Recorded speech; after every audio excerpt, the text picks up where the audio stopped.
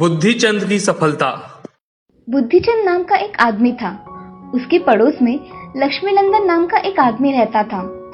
बुद्धिचंद ने अपनी बेटी की शादी के लिए लक्ष्मीनंदन से 1000 रुपए उधार लिए थे। उसकी बेटी की शादी हो जाने के बाद लक्ष्मीनंदन ने बुद्धिचंद से अपने पैसे वापस मांगे। तब बुद्धिचंद ने कहा, सेठ जी, मैं आपका एक एक पैसा चुकता कर दूंगा, मुझे थोड़ा समय दीजिए।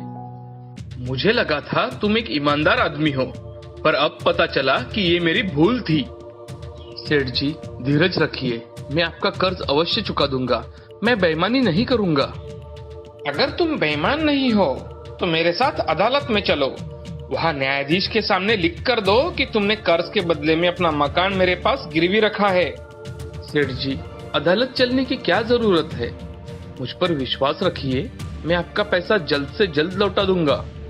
पर लक्ष्मीनंदन ने बुद्धिचंद की एक न सुनी। वो अपनी इस जिद पर अड़ा रहा कि बुद्धिचंद अदालत चलकर दस्तावेज पर हस्ताक्षर कर दे।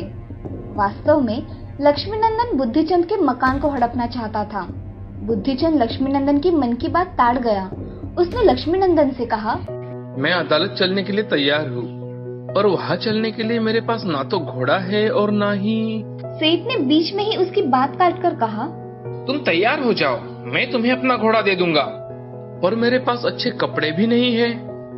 चलो, मैं तुम्हें अपने कपड़े भी दे दूंगा, मगर मैं पगड़ी की व्यवस्था कहाँ से करूंगा? वो भी मैं तुम्हें दे दूंगा। और कुछ चाहिए? सेठ जी, मेरे पास तो जूते भी नहीं है। मैं तुम्हें अपने जूते भी दे दूंगा, मगर अब देर मत करो, झटपट तैयार हो जाओ। लक्ष्मीनंदन ने मन ही मन खुश होते हुए कहा।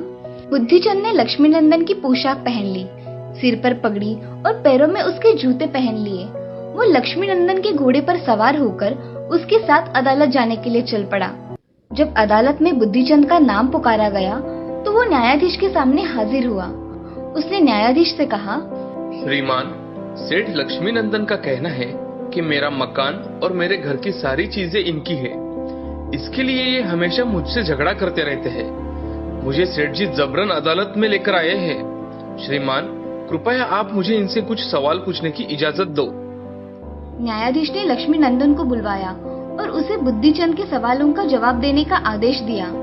बुद्धिचंद ने लक्ष्मीनंदन से पूछा, मेरे सिर पर बंधी पगड़ी किसकी है? लक्ष्मीनंदन ने कहा, मेरी है। मैंने जो कपड़े पहन रखे हैं वो किसके हैं? लक्ष्मीनंदन ने कहा, मेरे हैं। और किसके हैं? बुद्धिचंद ने पूछा, और मेरे पैरों में जो जूते हैं वो किसके हैं? जूते भी मेरे ही हैं।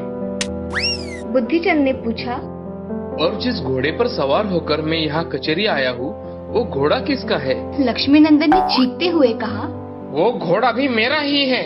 पगड़ी, घोड़ा, जूते, कपड़े सब मेरे हैं। अदालत में मौजूद सभी लोग लक्ष्मीनंदन का जवाब सुनकर ठठाकर हंसने लगे।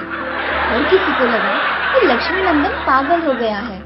अंत में न्यायाधीश ने मुकदमा खारिज कर दिया। बुद्धिचंद ने अपने बुद्धि से अदालत में लक्ष्मीनंदन को हंसी का पात्र साबित कर दिया। इस तरह उसने लक्ष्मीनंदन के षड्यंत्र को विफल कर दिया। इस कहानी से हमें ये सीख मिलती है कि हमें हमेशा धूर्त के साथ धूर्तता से ही पेश आना चाहिए। नमस्कार दोस्तों, कहते हैं जब जब जो होना है तब तब सो होगा। शायद से ये बात आईएएस अधिकारी बन चुकी तानिया को अच्छी तरह से मालूम थी। ये कहानी है एक गरीब घर की लड़की तानिया की। तानिया एक 22 साल की लड़की जो अपने मालकिन के घर खाना बना रही थी। दरअसल तानिया अपनी पढ़ाई के साथ साथ लोगों के घर खाना बनाती थी। उसकी इच्छा थी आईएएस ऑफिसर बनने की। वो आज खाना बनाते बनाते मालकिन से पूछने लगी कि मालकिन, आपके बेटे किस एग्जाम की तैयारी कर रहे हैं?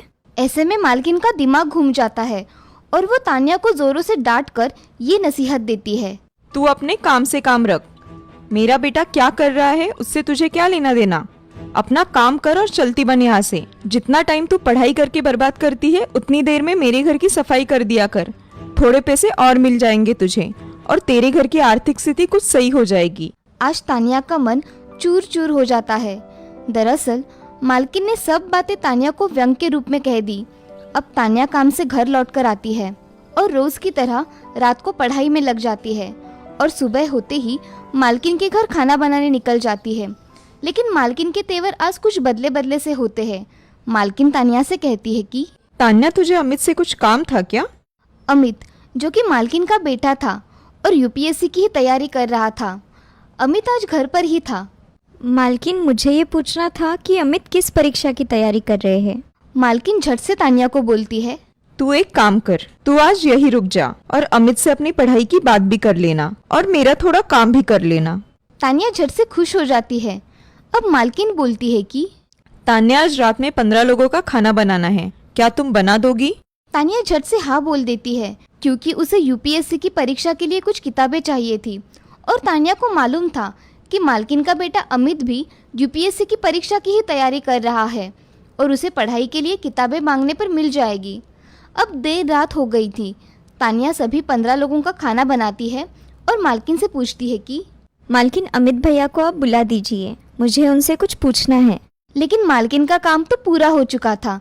वो खुशी से अपने काम करवा लेती है और ये झूठ बोलती है कि अरे, अमित तो उसके दोस्तों के घर गया है और शायद आज नहीं आने वाला। अब तानिया की खुशी दुख में तब्दील हो जाती है क्योंकि तानिया के पास जितनी भी किताबें थी वो पहले ही पढ़ चुकी थी और इस महीने में इतने पैसे भी नहीं थे कि वो और किताबें खरीद सके। तभी अंदर से अमित माँ को आवाज लगाते बाहर आता है।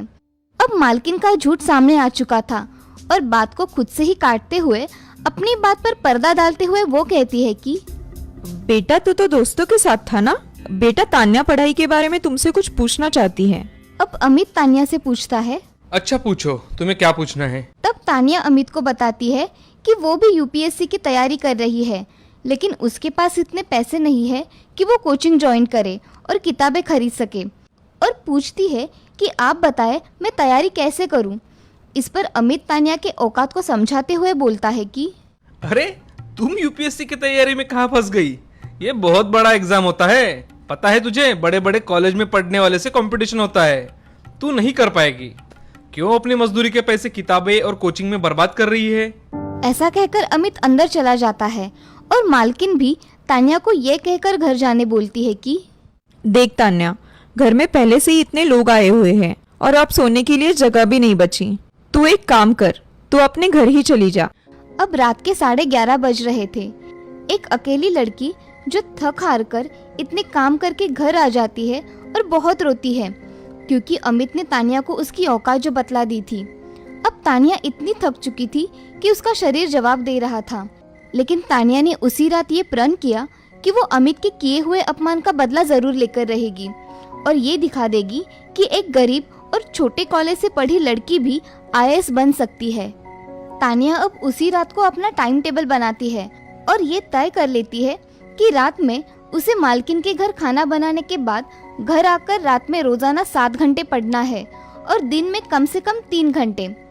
तानिया अपने 10 घंटे का टाइम टेबल बना लेती है, लेकिन सबसे बड़ी समस्या थी किताबों की कि किताबों के लिए पैसे कहाँ से आएंगे।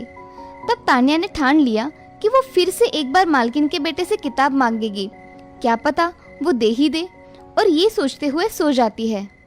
सुबह तानिया अपनी 3 घंटे की पढ़ाई खत्म कर मालकिन के घर पहुंच जाती है। घर पर अमित बाबू सो रहे नजर आते हैं। तब तानिया मालकिन से कहती है कि मालकिन, आप चाहो तो मैं आपके यहाँ और कुछ घंटे काम कर लूँगी, आपकी गाड़ी की सफाई भी कर दूँगी। बदले में आप मुझे हर महीने 500 रुपये और दे दीजिए ताकि मैं पढ़ाई के लिए किताबें खरीद सकूँ। मालकिन भी आज खुश थी। वो कहती है कि एक काम कर, मैं पैसे तो नहीं दे सकती मगर अमित की किताबें तुम्हें दिला सकती हूँ, तू पढ़कर जल्दी जल्दी वापस कर देना। अब तानिया की खुशी का ठिकाना नहीं था। माँ के कहने पर अमित तानिया को किताबें पढ़ने के लिए देने लगा और अब से तानिया अपनी पढ़ाई की गति दुगनी कर देती है। जो किताबें अमित के अलमारी में पड़ी धूल की बेड़ चढ़ रही थी, उनका अब उपयोग होने लगा था। अभी यूपीएससी की प्री परीक्षा में 4 महीने बाकी थे और तानिया ने अमित की किताबों से सारा यूपीएससी का सिलेबस 4 महीने पहले ही खत्म कर दिया था, क्योंकि तानिया को किताबों का महत्व पता था। इधर अमित यूपीएससी से हटकर अपनी अलग ही दुनिया में मस्त था, लेकिन माँ को दिखाने के लिए वो तानिया को दी हुई किताबें 2 से 3 दिनों में मांगने लगता था। अब तानिया परीक्षा के लिए अपना रिवीजन चालू कर देती है और एक दिन खाना बनाते बनाते मालकिन से पूछती है कि मालकिन, अमित भैया की तैयारी कैसी चल रही है? इतने में अमित वहां आ पहुंचता है और फिर से तानिया को उसकी औकात दिखाने में लग जाता है। लेकिन अब की तानिया वो तानिया नहीं थी जिससे उसने 6 महीने पहले किताब देते वक्त बात की थी। अमित पूरे रौब में फिर से तानिया से यूपीएससी में कितने पेपर होते हैं ये पूछने लगता है और इस पर 2 मिनट में तानिया पूरे सिलेबस को अच्छे से समझाकर अमित से अंतर्राष्ट्रीय संबंध के हाल में घटे हुए एक मुद्दे पर प्रश्न पूछती है। लेकिन बेचारे अमित को तो दूर दूर तक यूपीएससी के करंट अफेयर की जानकारी भी नहीं थी। वो बात को घुमाते हुए फिर से तानिया को अपनी औकात दिखाने की कोशिश करता है और वहां से निकल लेता है। अब धीरे धीरे समय बीत जाता है और यूपीएससी की प्रारंभ परीक्षा आ जाती है। तानिया परीक्षा पास कर लेती है लेकिन अमित परीक्षा पास नहीं कर पाता और ये बताता है कि इस बार उसने परीक्षा दी ही नहीं। लेकिन तानिया तो पास थी, परंतु ये बात वो मालकिन और अमित को नहीं बताती। अब मेंस की बारी थी। अब तानिया दुगनी मेहनत में लग जाती है और मेंस में सफल रहती है। अब वो इंटरव्यू का इंतजार करने लगी थी। लेकिन जिस दिन इंटरव्यू था उसी दिन मालकिन ने जोर देकर तानिया को काम पर बुलाया था और ये भी कहा था, अगर आज तू नहीं आई तो आगे तुझे कभी भी आने की जरूरत नहीं है। तानिया को तो ये तय था कि वो उस दिन नहीं जाएगी क्योंकि उसे यूपीएससी की बिल्डिंग में इंटरव्यू के लिए जाना था। अब इंटरव्यू खत्म हो जाता है और इधर मालकिन तानिया को काम से निकाल देती है। अब तानिया अंतिम परिणाम का इंतजार करने लगती है।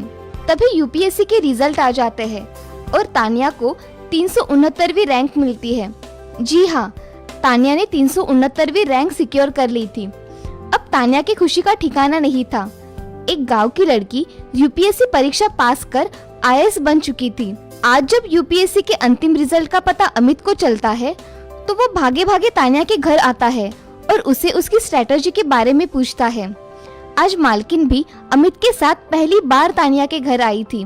तानिया सोचती है कि वो भी एक दिन था जब मालकिन और अमित भैया मुझे मेरी औकात बताते थे। लेकिन शायद तानिया अमित जैसी नहीं थी। उसने अमित को अपनी सारी स्ट्रेटजी शेयर कर दी और तानिया आईएएस ट्रेनिंग की ओर निकल जाती है। दोस्तों, आशा करते हैं कि तानिया के जिंदगी के महत्वपूर्ण पल आपको बहुत बेचैन कर देंगे, अपने पढ़ाई के प्रति आकर्षित कर देंगे, अपने लक्ष्य के प्रति प्यार भरे अंदाज में बढ़ने को समर्पित कर देंगे। मुझे आशा है कि ये कहानी देखने के बाद आप अपने आप में बदलाव करेंगे।